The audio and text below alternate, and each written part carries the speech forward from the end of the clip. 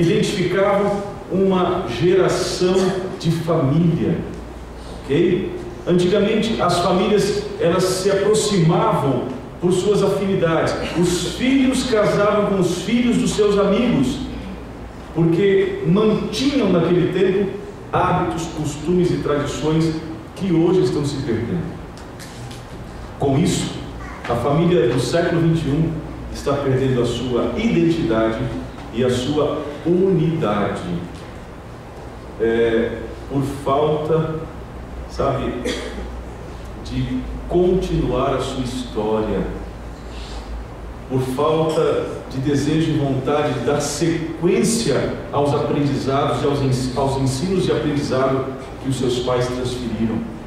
Nesta noite eu queria que vocês voltassem para casa, entendendo o valor de resgatar hábitos, costumes e tradições que vocês tinham com os avós, com os bisavós, e que se não fazem, se não praticam, façam. Eu vou dar aqui alguns exemplos, ok? Para que vocês possam, quem sabe, começar ou reiniciar, para que os filhos de vocês mantenham uma identidade de hábitos, costumes e tradições familiares saudáveis, tá bom? Então vamos ver Lucas capítulo 4, versículo 16, o que fala.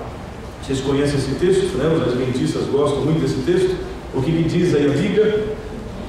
Indo para Nazaré, que aconteceu, aonde Jesus fora criado, entrou num sábado na sinagoga, segundo que o seu costume, e levantou-se para ler. Qual foi o hábito, o costume, a tradição? Não há problema, amigos, colocarmos que seja também tradição, porque esta tradição não é uma tradição que traz um imperativo de subserviência, de ordem. Não. Saudável, tradição saudável. Levar filho para a igreja, e esposo e esposa para a igreja, e família para a casa de Deus. É uma bela, é uma bonita tradição, ok? É uma tradição positiva.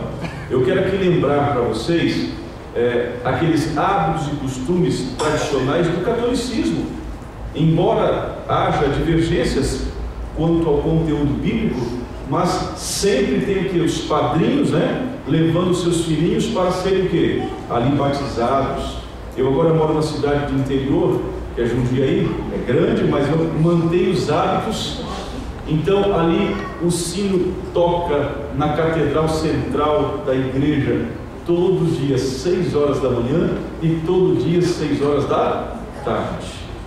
E a gente sabe quão foi importante, independente das diferenças doutrinárias, que estas famílias conduzissem os seus filhos para a igreja, para a casa de Deus. O hábito de Jesus com seus pais, a sua família, era ir à igreja no dia de sábado.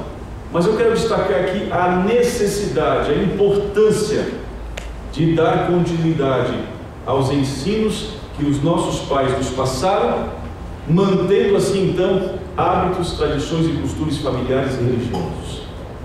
Eu tenho em casa alguns hábitos, costumes e tradições que eu realizo com os meus filhos. Eu tenho aqui anotado alguns hinos que nós cantamos em casa.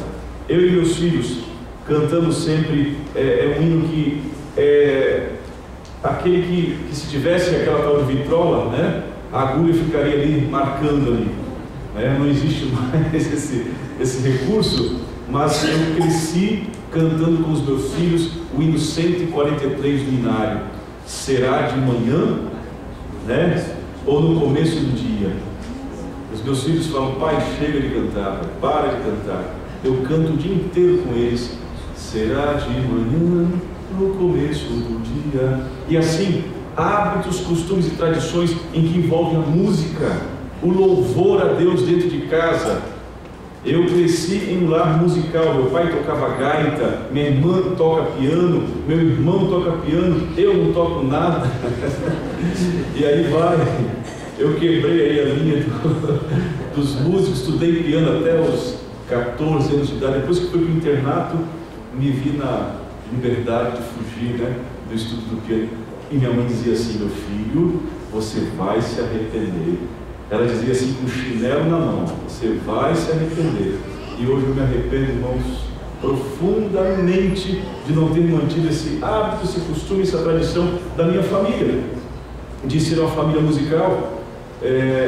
Tento agora colocar na vida dos meus filhos. Graças a Deus eles estão estudando piano, estão estudando música, e hoje em dia vocês podem perceber a ausência de músicos para tocar esses dois instrumentos, né? A igreja perde, a sociedade perde, porque em casa não se mantém hábitos e tradições e costumes religiosos saudáveis, benéficos para a nossa vida espiritual e para também a vida espiritual da nossa igreja.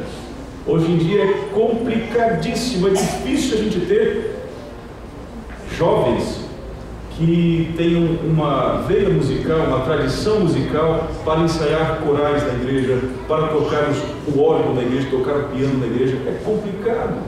Às vezes a gente tenta até pagar para o jovem poder estudar, mas não tem. E eu, infelizmente, fui um dos que quebrei esse costume, esse hábito em casa. Mas a profecia de minha mãe se cumpriu. Eu me arrependo disso.